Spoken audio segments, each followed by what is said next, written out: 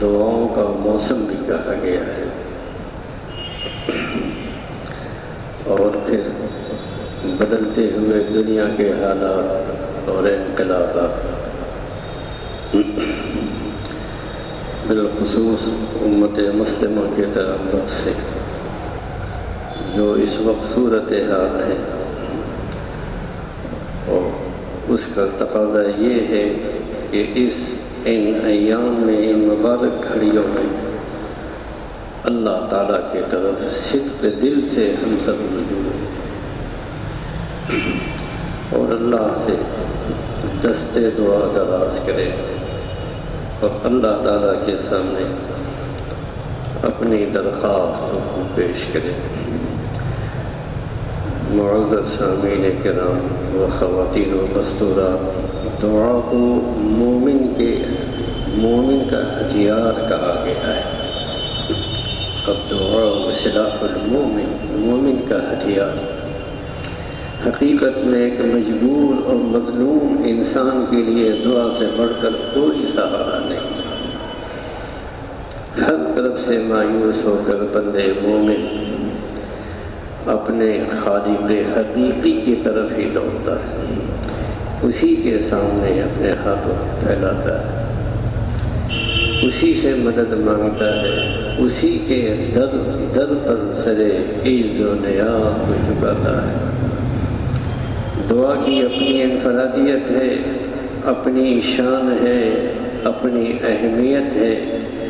حدیث شریف میں رسول اکرم صلی اللہ علیہ وسلم نے اس کو عبادت بھی کہا ہے، فرمایا کہ الدعاء هو العبادہ، دعا ہی عبادت ہے۔ ایک حدیث میں اس میں تمام عبادتوں کا جوہر، خلاصہ اور نچوڑ بھی فرمایا گیا ہے، اور عبادات میں سب سے افضل عبادت دعا ہے۔ دیکھا جائے تو اصل دین دعا ہی ہے، اس میں توحید اپنی تمام حقیقتوں کے ساتھ جلوگر ہو جاتی ہے۔ ایک بندے کا اپنے معبود حقیقی کے ساتھ جو رشتہ احتیاج ہے وہ فی الحقیقت دعا میں جھلکتا ہے۔ عاجزی، انکساری، محتاجگی، بندگی جیسے الفاظ دعا کے سانچے میں ڈھل کر اپنا صحیح مفہوم ادا کرتے ہیں۔ اسی لیے اللہ تعالیٰ کو دعا کی عبادت بہت زیادہ پسند ہے۔ حدیث شریف میں ہے، الفاظ سن لیں آپ، رسول اللہ صلی اللہ علیہ وسلم کے زبان مبارک سے نکلے ہوئے، لیس شیء اکرم علی اللہ تعالی من الدعاء۔ اللہ رب العزت کو اپنے بندوں سے، اللہ رب العزت کو دعا سے زیادہ کوئی چیز معزز نہیں ہے، مکرم نہیں ہے۔ دعا سب سے زیادہ مکرم چیز ہے۔ اللہ اپنے بندوں سے چاہتا ہے کہ وہ اس سے مانگے، اس کے سامنے اپنا ہاتھ پھیلائیں، اس کی بارگاہ میں اپنی ضرورتوں کا اظہار کریں، اپنی تمنائیں اور آرزوئیں اس کے سامنے رکھیں تاکہ وہ عطا کرے۔ وہ بغیر مانگے اتنا کچھ دیتا ہے، بلا طلب اس قدر نوازتا ہے، تو مانگنے پر کتنا دے گا۔ جب کوئی اس کے سامنے دست طرف دراز کرتا ہے، یعنی ہاتھ جب پھیلاتا ہے، تو اس کی رحمت جوش میں آتی ہے اور بندے کو اس کی حیثیت سے زیادہ عطا کرتا ہے۔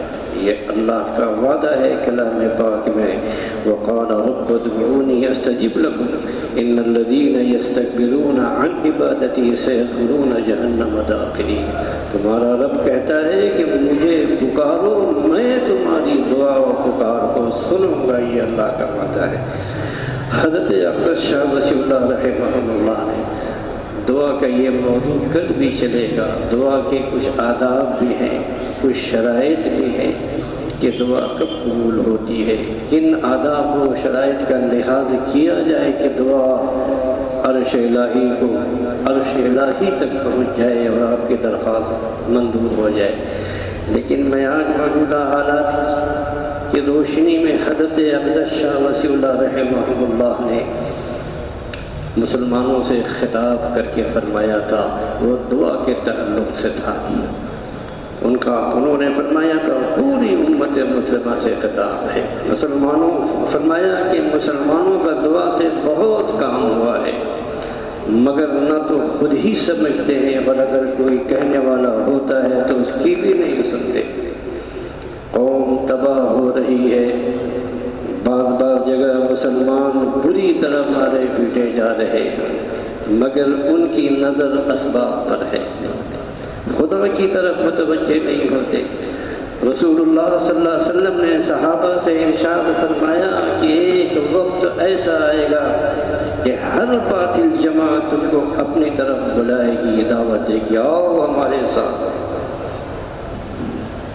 صحابہ نے عرض کیا کہ اللہ کے رسول صلی اللہ علیہ وسلم کیا اس وقت ہماری تعداد کم ہوگی؟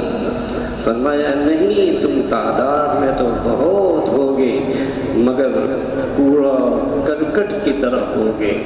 حدیث کے الفاظ سنیے، 1400 سال پہلے غصاء کا غصاء السیل، سمندر میں جھاگ کی طرح ہوگے، لگے گا بہت زیادہ ہے لیکن اس کی کوئی حیثیت نہیں، کوئی وقت نہیں، بے قدر قیمت۔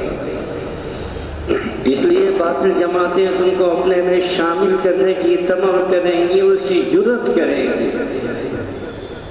حضرت اقدس نے فرمایا کہ ایسے وقت میں مسلمانوں کی تعداد کچھ کم نہ ہوگی، لیکن ان میں ایمان کی کمی ہو جائے گی، اللہ تعالیٰ سے تعلق کمزور ہو جائے گا، جس کی وجہ سے باطل اقوام کو جرأت ہوگی کہ وہ ان کی جانب طمع کریں۔ اور دیکھیے، اور پھر ہم سب کو جھنجھوڑتے ہوئے فرمایا کہ مسلمانوں کب سمجھو گے بہت بھگت چکے، دشمن تم کو ختم کر دینا چاہتا ہے، نیست نابود کر دینا چاہتا ہے، تم تعداد میں کم نہیں ہو مگر خواب خرگوش میں مبتلا ہو۔ اگر مسلمان اپنا معاملہ اللہ تعالیٰ سے سچا کر لیں اور پھر اللہ سے کوئی بات کہیں تو کیا خدا نہ سنے گا؟ ضرور سنے گا۔ رسول اللہ صلی اللہ علیہ وسلم سے صحابہ نے سوال کیا تھا، کیا اللہ تعالیٰ دور ہے کہ ہم زور زور سے پکاریں یا ہے کہ قریب ہیں؟ اللہ ان صحابہ کرام کو اجر عظیم عطا فرمائے کہ اللہ کے رسول صلی اللہ علیہ وسلم سے ہر سوال کیا اور آپ نے اس کا جواب دیا۔ ایسے ہی ہماری صحابیہ، انہوں نے ہر سوال کیا اور آپ صلی اللہ علیہ وسلم نے ان مستورات و خواتین کو عورتوں کے تعلق سے ہر مسئلہ بتایا۔ بہرحال تو صحابہ نے کہا کہ کیا ہم زور زور سے اللہ کو پکاریں یا ہے کہ قریب کہ وہ ہماری سرگوشیوں کو سن لیں گے؟ جب یہ بات جناب رسول اللہ صلی اللہ علیہ وسلم سے کہی گئی تو یہ آیت نازل ہوئی، جبریل امین آئے اور یہ آیت نازل ہوئی، وَإِذَا سَأَلَكَ عِبَادِي عَنِّي فَإِنِّي قَرِيبٌ أُجِيبُ دَعْوَةَ الدَّاعِ إِذَا دَعَانِ۔ اے رسول صلی اللہ علیہ وسلم، جب آپ سے میرے بندے میرے بارے میں سوال کریں تو آپ کہہ دیجئے کہ میں قریب ہوں، اور پکارنے والا جب مجھ کو پکارتا ہے میں اس کی پکار کو سنتا ہوں۔ آگے ارشاد فرماتے ہیں فَلْيَسْتَجِيبُوا لِي وَلْيُؤْمِنُوا بِي، جب میں تمہاری پکار کو، تمہاری دعاؤں کو سنتا ہوں تو تم بھی تو میری باتوں کو قبول کرو، مجھ پر ایمان لاؤ۔ ایمان کا دعویٰ تو ہم سب کو ہے، لیکن وہ ایمان جس کا آپ صلی اللہ علیہ وسلم نے اپنی دعا میں اللہ کے سامنے ہاتھ پھیلا کر کہا تھا، اللہم انی اسألک ایمانا یبشر قلبی، اے اللہ میں آپ سے ایسے ایمان کا سوال کرتا ہوں جو میرے دل میں رچا بسا ہو، وہ ایمان، مجھ پر ایمان لاؤ۔ فرمایا سبحان اللہ، کیسا مضمون ہے، جان دے دینے کے لائق ہے۔ میں کہتا ہوں کہ آخر مسلمانوں کو کیا ہو گیا ہے، وہ اپنے سمیع و بصیر خدا کو کیوں نہیں پکارتے؟ جب اللہ ہی کی نماز پڑھ رہے ہو، اللہ ہی کے روزے رکھ رہے ہو، اللہ ہی کی مسجد میں جا رہے ہو، تو مصیبت کے وقت اللہ ہی کو کیوں نہیں پکارتے؟ کیا اب اللہ تعالیٰ نے سننا بند کر دیا؟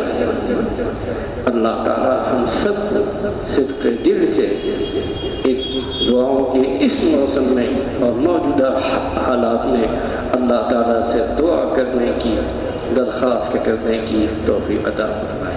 وآخر دعوانا ان الحمد للہ رب العالمین۔